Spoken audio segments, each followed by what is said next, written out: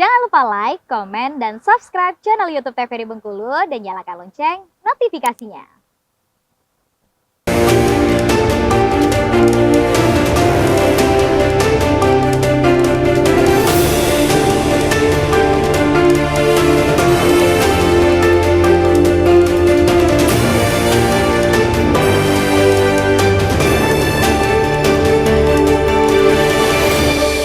Assalamualaikum warahmatullahi wabarakatuh, pemirsa TVRI Bengkulu.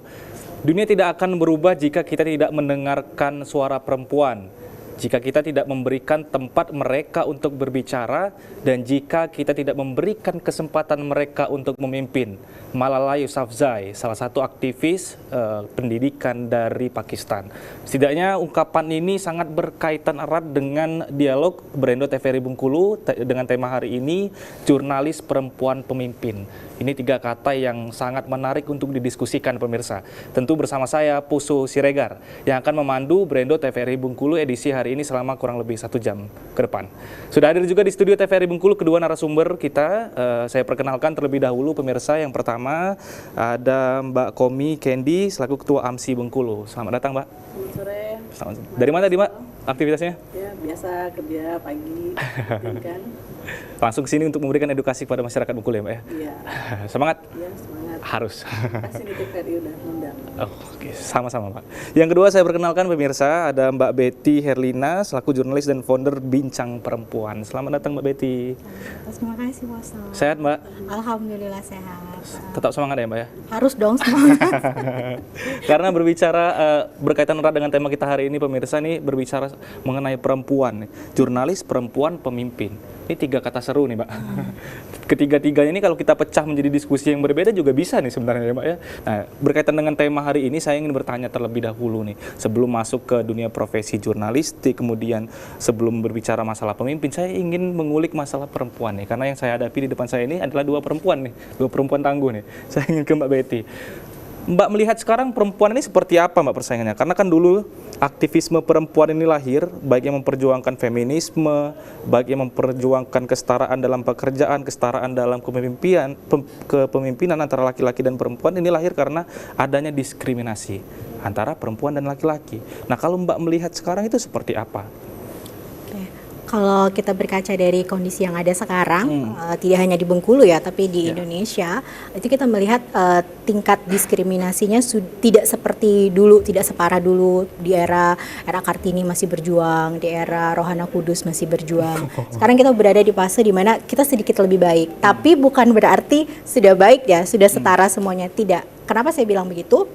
Di beberapa titik perempuan, khususnya perempuan-perempuan muda, sekarang anak-anak umur 18, 24, mereka sudah mulai punya awareness, mereka sudah mulai punya kesadaran bahwa ini ada ketimpangan loh, ada ketidakadilan, baik dari sektor pendidikan, dari sektor pekerjaan, terus dari sektor salary, gaji yang berbeda, ada gapnya antara laki dan perempuan, dan mereka sudah mulai berani untuk bicara, menyuarakan itu. Dari segi kepemimpinan, jumlah perempuan di parlemen yang kurang, itu sudah banyak orang yang mau membicarakan itu, khususnya para perempuan.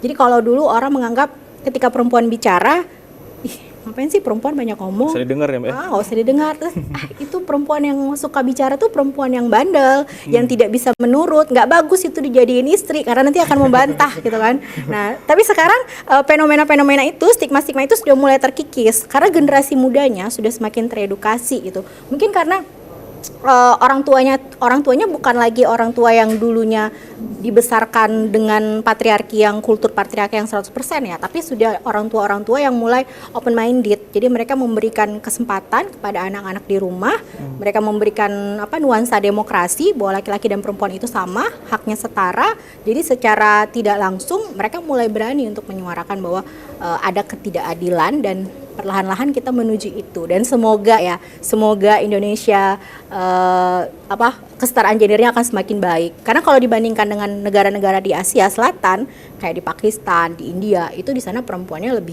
lebih menderita lagi, dan di Indonesia itu sudah jauh lebih baik kita ya, kondisi jauh lebih baik. Kalau di Pakistan perempuan mau keluar, kenapa sampai Malala harus pindah keluar kan? Karena dia juga mengalami barrier kan, dia nggak bisa sekolah, dia ditembak oleh Taliban gitu kan.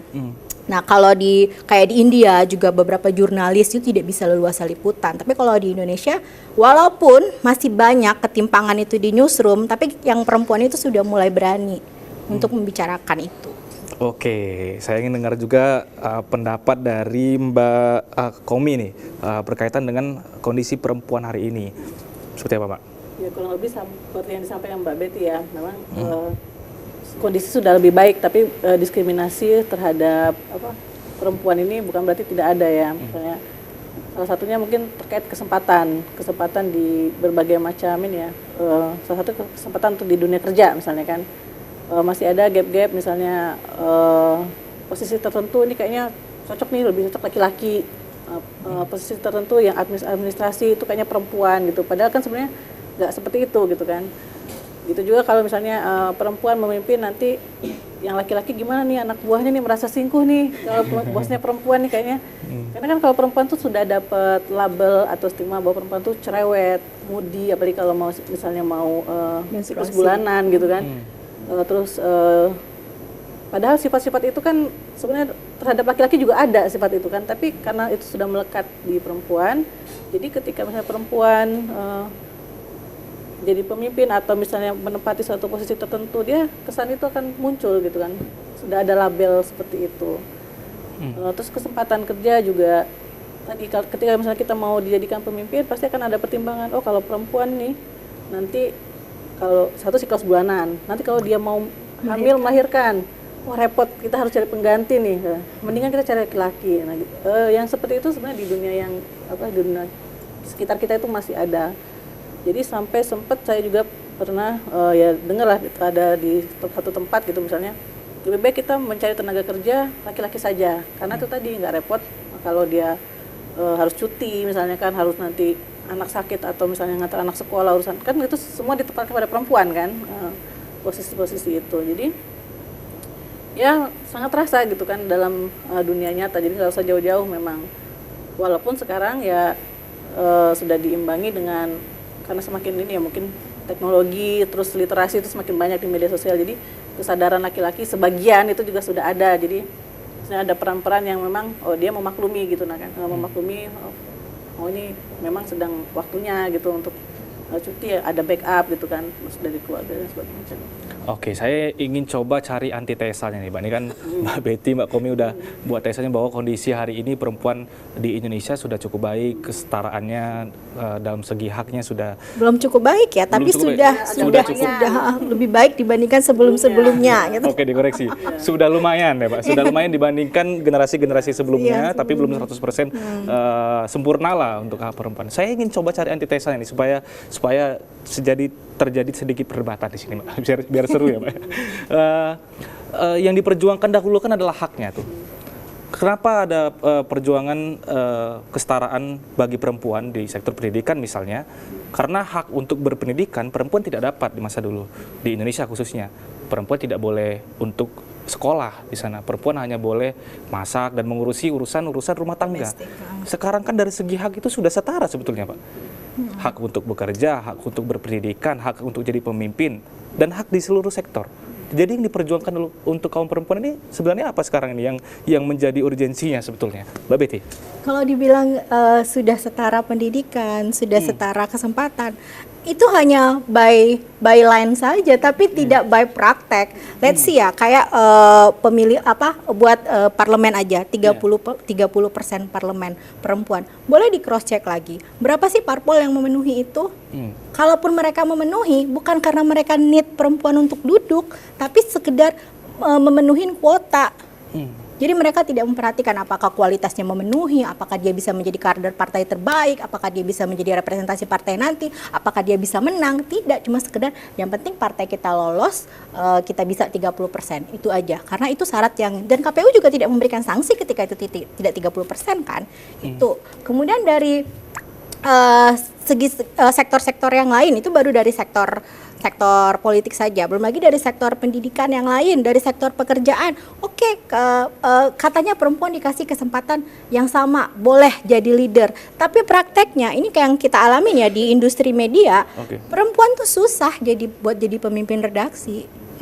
Mana ada, boleh di cross check di Bengkulu, ada nggak medianya yang perempuannya jadi pemimpin redaksi? Ah, Kita kebetulan- buka-bukaan aja ya, ada nggak gitu kan? Kebetulan kepala stasiun TVRI Bengkulu Oke, iya. perempuan, Mbak. Oh, kepala stasiun TV itu kan dari Jakarta kan dikirimnya. RRI pun juga pernah Oke. capstanya perempuan karena dikirim dari pusat, bukan dari lokal. Kenapa? Karena kultur kita masih sangat patriarki. Perempuan dia kalau mau apa-apa itu ya dia harus 2, 3 kali, 4 kali ngelompat gitu supaya dia bisa dapat value yang sama dengan laki-laki. Oke, semakin menarik Mbak, pembahasannya semakin memanas. Kita akan bahas lebih lanjut dan lebih mendalam di segmen selanjutnya. Ya pemirsa, jangan kemana-mana, tetap di Beranda TVRI Bengkulu.